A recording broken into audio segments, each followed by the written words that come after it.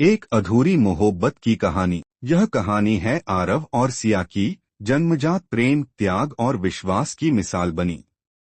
दोनों की नियुक्ति एक संयोग थी, लेकिन उनका साथ एक अद्भुत था। आरवी एक साधारण परिवार से लेक्टर था।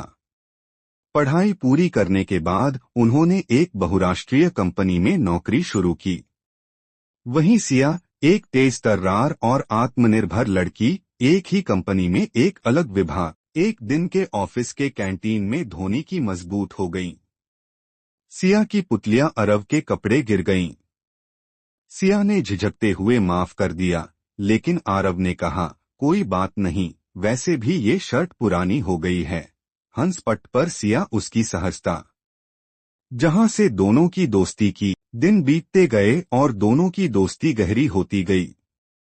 ऑफिस में आजिला ब्रेक के दौरान साथ, ये शाम को एक साथ चाय, फ्रैंक और वीकेंड्स पर घूमने जाना, सब कुछ जैसे उनके अनोखे का हिस्सा। अरव सिया की मुस्कान में खो गया था, तो सिया को अरव की सादगी में सार्वभौम दर्शन था। दोनों की तारीखों में धीरे धीरे एक दूसरे के लिए खास जगह बन गई थी। मगर एक दिन के ऑफिस के बाद सिया बहुत उदास थी। उसकी मां की तबीयत खराब थी और वह चिंता में थी। आरव ने उससे बहस की और फिर धीरे से अपने हाथ से कहा, मैं हमेशा तुम्हारे साथ हूँ। उस स्पर्श में जो भरोसा था, उसने सिया के दिल में छुपे जज्बातों को जगा दिया। उसी रात सिया ने आरव से अपने दिल की बात कह दी। आरव भी तो कब से यही चाहता था। दोनों ने एक दूसरे से अपने प्यार का इजहार किया और जिंदगी भर साथ रहने का वादा किया। शादी और नए सफर की शुरुआत। कई महीनों के प्यार भरे पलों के बाद दोनों के परिवार वालों ने अपनी शादी के लिए भी खुशी खुशी हाँ कर दी। शादी बड़ी धूमधाम से हुई। सब कुछ एक सपना जैसा था। शादी के बाद उनकी जिंदगी में खुशियों की बहार थी। दोनों ने साथ में अपने छोटे से घर को छोड़ दिया।